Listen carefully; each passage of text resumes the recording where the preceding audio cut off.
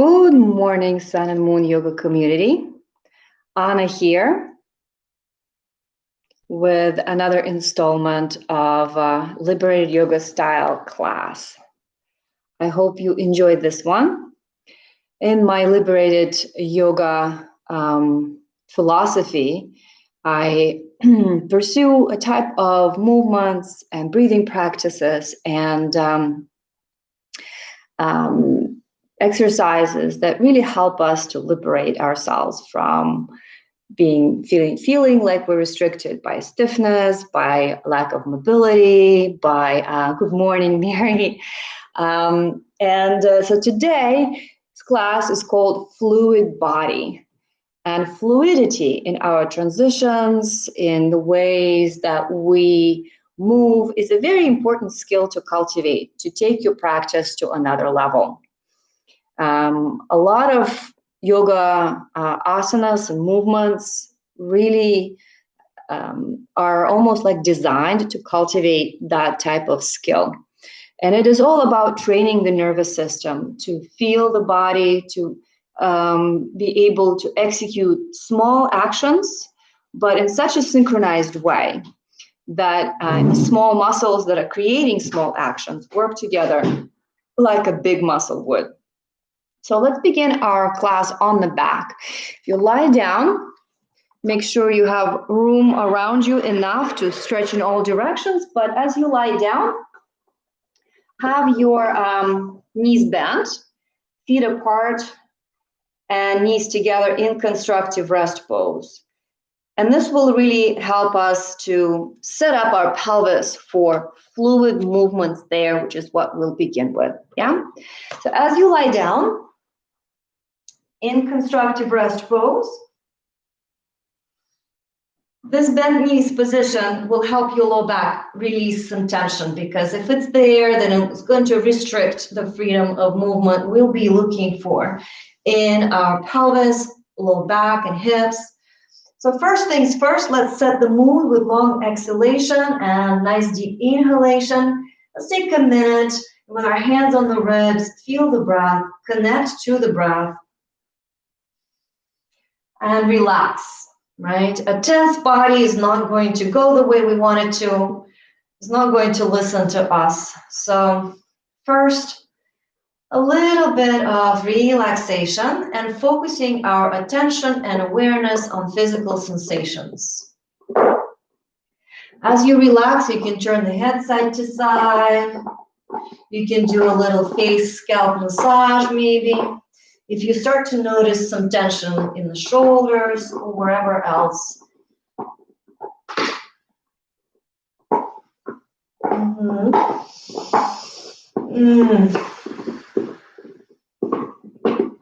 And as your breath settles down, we'll begin with simple pelvic movements back and forth.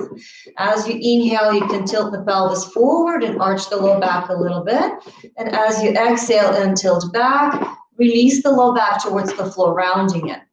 Go back and forth here, using your core muscles to do this imprinting action, engaging our low rise and high rise zips, right? And we're trying to do this as fluidly as possible. So don't rush, take the whole length of the exhale to imprint, the whole length of the inhale to arch. And this movement will also help you to build those two halves of the breath. We want deeper inhale as we arch and a longer exhale as we round. Yeah? As you go back and forth, don't force the low back into extreme range of movement. Take your time to build it up. Start with smaller range of movement, and then gradually with each breath, as your nervous system is feeling what you're doing, accepting what you're doing, it will just naturally be easy to make this movement a little bit more expressive in your body. To the point where you feel that your head is being dragged around and pushed around. As we tilt forward, right, the whole spine, as it's arching, pulling the head down. And as you round the low back, the whole spine, including the head, is kind of pushed back. And this push and pull on the upper body is wonderful to release tension in the neck and shoulders. Yeah. So if you feel like this fluidity of this movement is improving, you can try a different one.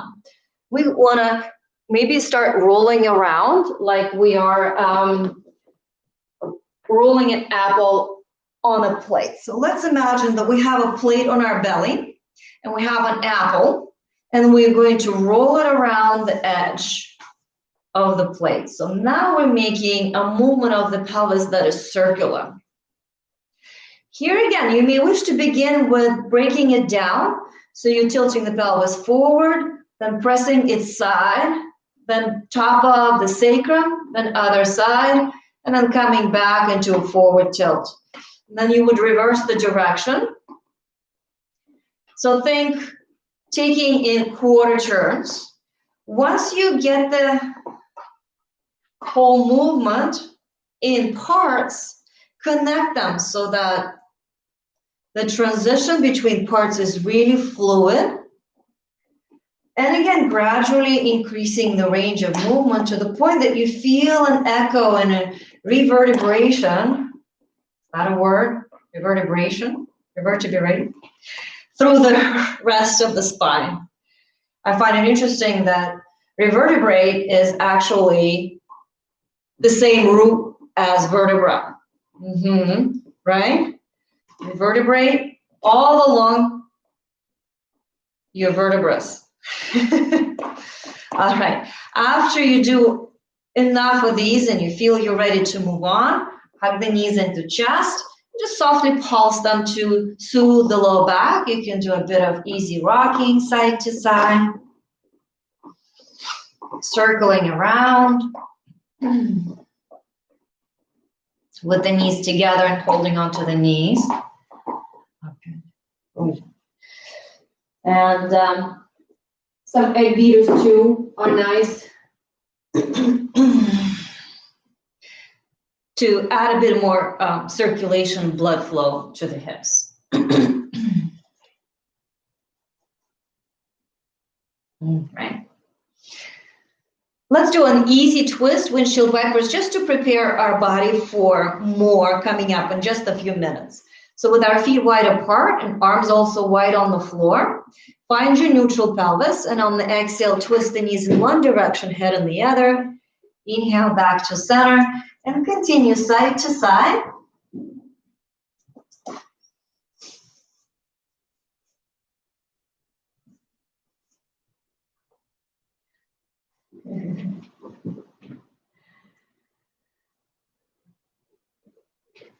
To mobilize our low back in the twisting direction.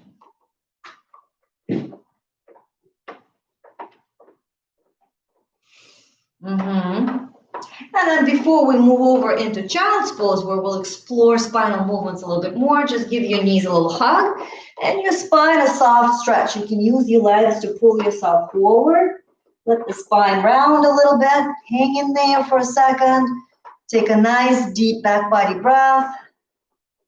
And then roll out vertebra by vertebra. All right. From here, we're going to transition into child's pose. Work on our back body breath real quick to make sure that's there for us.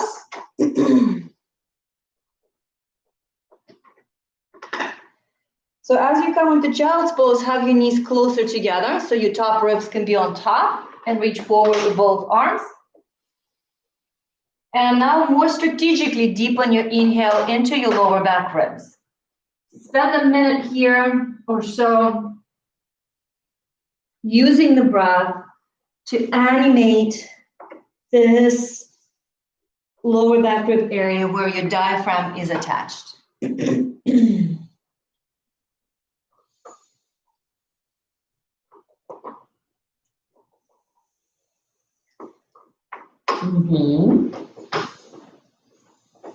A nice, relaxed, slow, deep breath is really helpful in waking up fluidity in the body.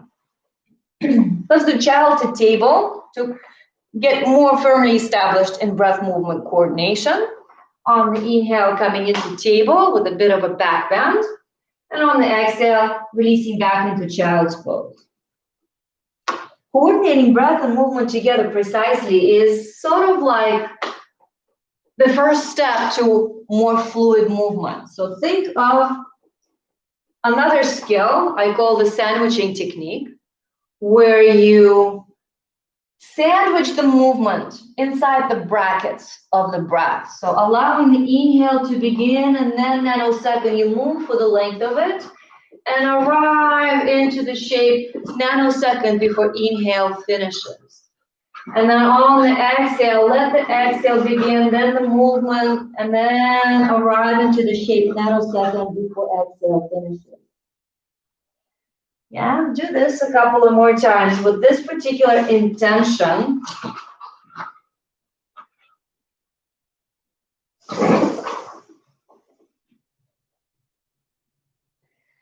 Rosie is demonstrating classic bear up a tree trunk back massage technique. Yeah, and then shake it out, baby.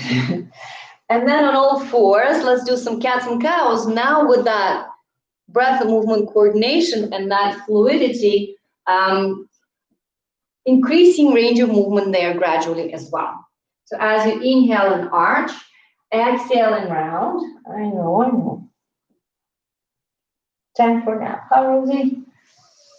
Work vertebra by vertebra. Start with the tail tuck, move through the low back, upper back, arriving into the shape while the exhale is still running into cat, and same on the inhale, starting vertebra by vertebra as fluidly as we can. Make sure your breath is fluid to assist with the fluid movement.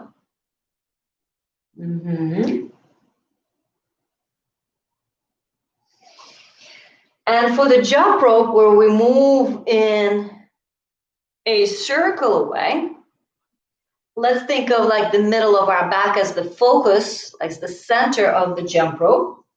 And as we inhale on all fours with the sway back or the back bend, exhale, go side and squeeze side body, bring the hip and shoulder towards each other.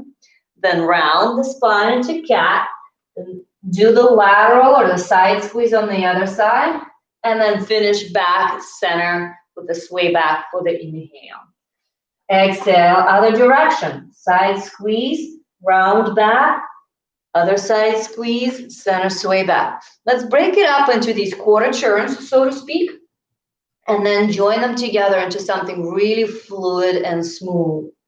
Yeah, inhale, center sway back. Exhale, lateral. Continue exhaling into flexion. Continue exhaling into other lateral.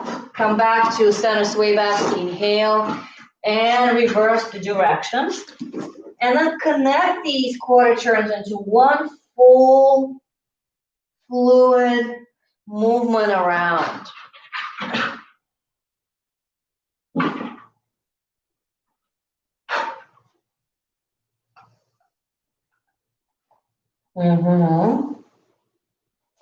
And this is a great movement to release some stiffness from the spine, from the back.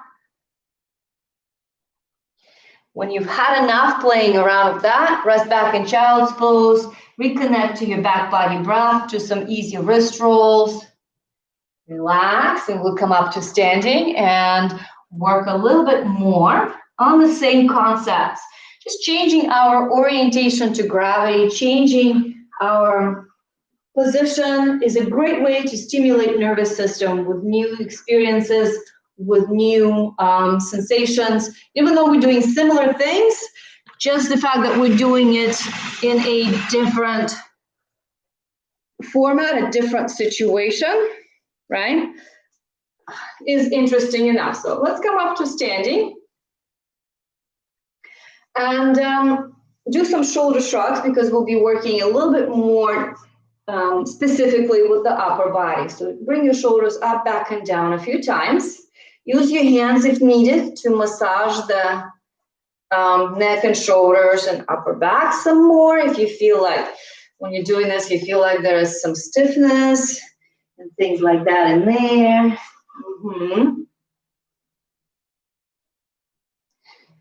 Good. Let's do some easy arm raises, up overhead on the inhale and down on the exhale to open up the upper areas of the chest.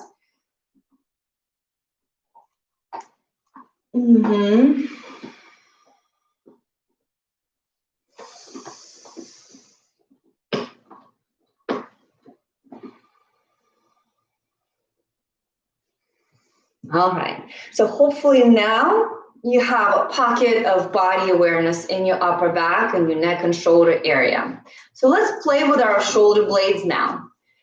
Think of doing one shoulder at a time. Those shoulder shrugs, do it with your right, and then do it with your left. Right, left, right, left. As you do your right, up, back, and down like this, try and keep your left still and calm. And so on and so forth. And then add a little bit of a back. So it's not just focusing on the up and down, but also on the back. Yeah, bring that shoulder up, back, and down. So this part of your rib cage turns and follows that shoulder. Same on the left. You know where I'm going with this, right? And then connect the two like a figure eight. One going up, back, and down, while the other one's coming forward. And you doing a kind of a rowing action with your shoulders. Notice which one is the leading shoulder. Which one is sort of the head of the movement and which one's the tail. And reverse. And row in the other direction. Right? And reverse again, but now have the other side leading. Even though it may look like it's the same movement, but in your mind, you're leading with the other side. And then reverse that. This is brain gymnastics too. Noticing some things. And then just swing your arms out. Yeah? How's it going? Next, we're going to go a little lower, more into the rib cage. So have your hands on the hips and keep the hips still and the shoulders square, right? And move the shoulders side to side, displacing them sideways like you would 2 blocks or 2 separate tracks traveling in opposite directions horizontally. So it's not a lateral movement where you bend sideways, right? It's a lateral displacement of the whole rib cage and shoulders. And you can see a wall behind me, right? How my shoulders stay perfectly level, right? One shoulder is not becoming higher than the other, which would happen if we go side to side into a lateral. Shoulders stay level and the hips stay still. Try that for a taste of disassociation of a different kind. We usually do twists, but this is an unusual one to try. Speaking of twists, let's have our arms out like we're holding a giant beach ball, our pelvis facing forward and our core engaged for stability, and do an easy turn side to side, disassociating the rib cage. As we twist, try not to let the pelvis drift with you. Yeah, use your core muscles to stabilize the pelvis. It helps to look in the direction you're twisting. Yeah, and practice disassociation of the rib cage there, right? A little rest. Let's do an easy forward fold. And all of this area has had some movement, so there's some blood flow going on. So if you bend over, bending your knees to hang down, all of these muscles are ready to receive some gravity-assisted blood flow and circulation. So let's take a moment and rest while we hang down.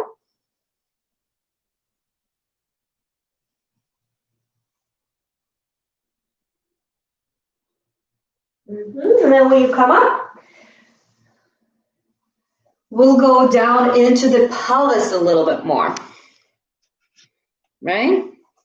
So here we want to keep our shoulders level and move the pelvis side to side.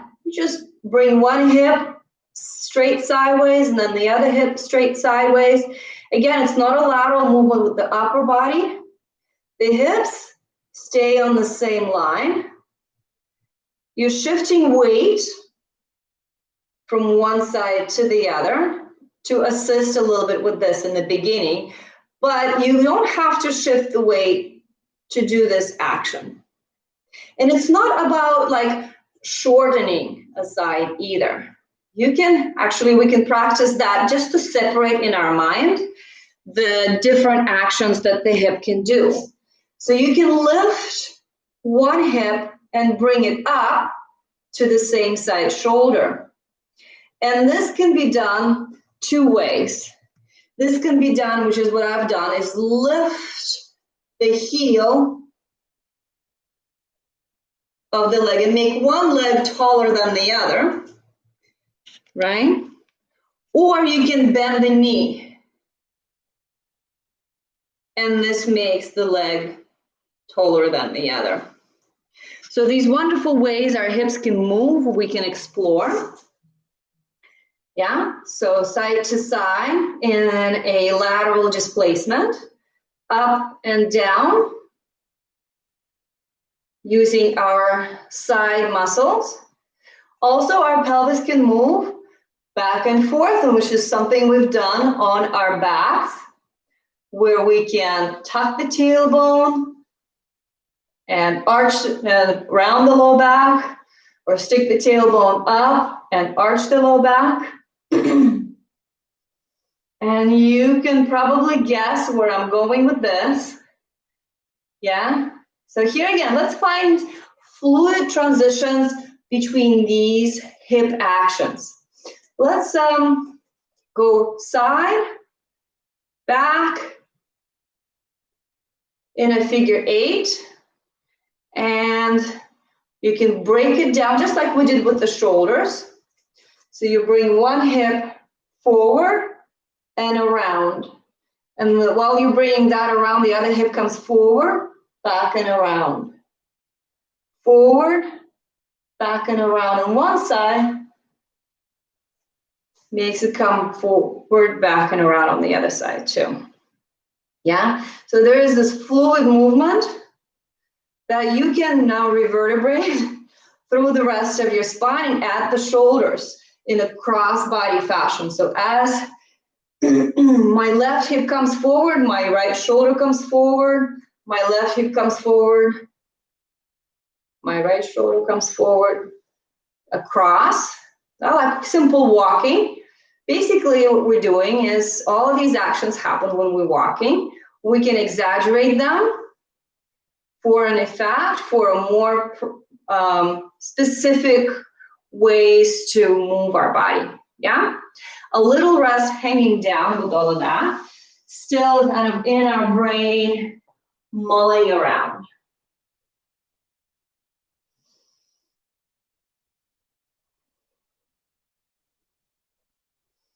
All right, the ultimate challenge before we go down and work in bridge is the wave, right? Where you can do the wave from the bottom all the way up or from the top all the way down. So think of your spine undulating like a wave. You can start with the tail tuck, right? Or you can start with the like a worm or a squiggly line happening in your spine. Which direction is easier for you to do this? Is it easier for you to work from the bottom up? Or is it easier for you to work from the top down? Whichever is harder, work on that a little bit more.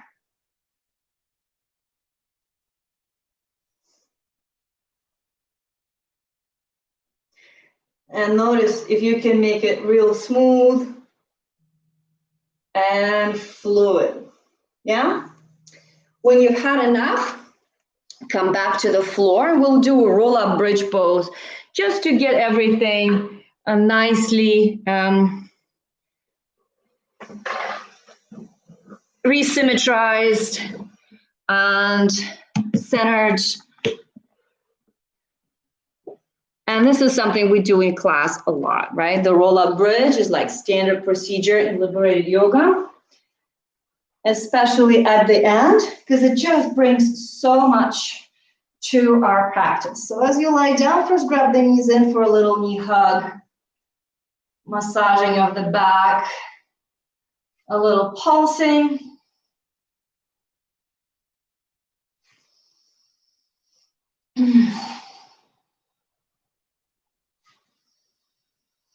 Mm-hmm. And then when we're doing our bridge pose, so this is more standard yoga style movement. Actually, even I would even say Pilates. We will work the wave from the bottom up and from the top down, but now we are in a different relationship to gravity again.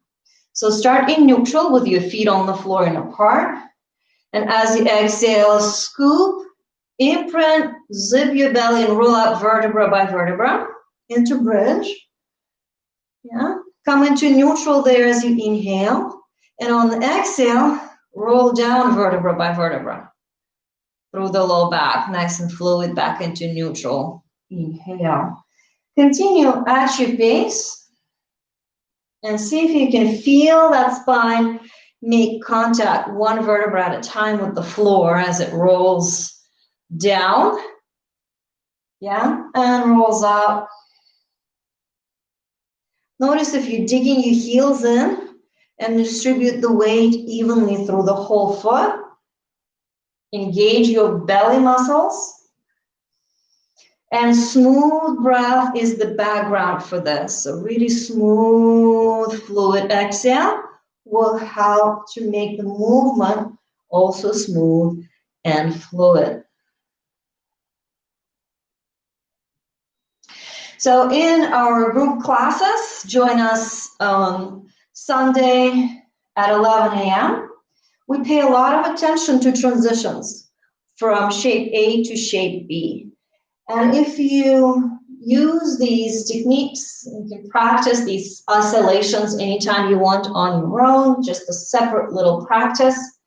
But also make a point in your yoga practice to really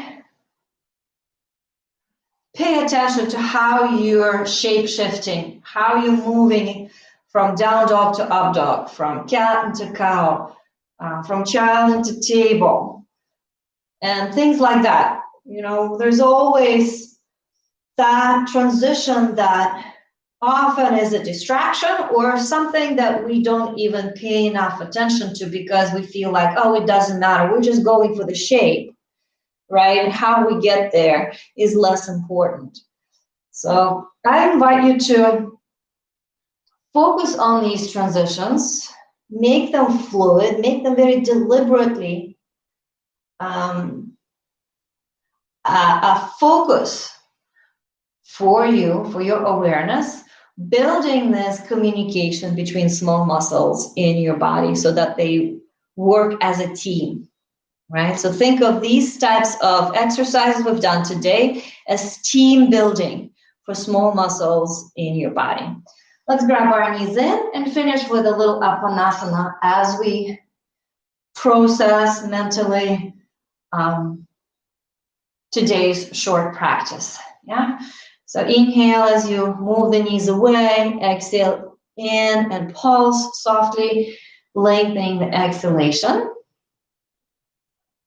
And this will help your nervous system to build more neurons, lay down new communication lines, so to speak, especially if you struggle. Science shows that if you make a mistake or you feel like you make a mistake or you really struggle to do something, your brain grows. Your brain lays down new communication lines, new neurons, synapses are firing. If you are successful right off the bat at doing something, your brain doesn't do that. But when you are puzzled, when you're trying to figure out new thing or do something in a new way, your brain makes leaps and bounds, no matter what the age. And this is something that's really good for our brain to keep challenging it with new things like this. Yeah, you can stay and relax a little more, do a little more yoga if you feel like you're now in the mood for something else and something more. And if you do, focus on these transitions, focus on that fluidity of both breath, focus on communication of coordination of movement with the breath, and then on the fluid movement that goes with your fluid breath. Yeah, how did that go? Let me know in the comments below how you found these movements today. Challenging, not so much. What kind of an aftertaste this type of practice left for you? Yeah. Thank you, Mary. Thank you, Susan and John. And I hope to see you maybe in my full-length group class this week on Sunday at 11. We will be, of course, working on some of these issues in a more full-length class this week. Thank you so much. Namaste.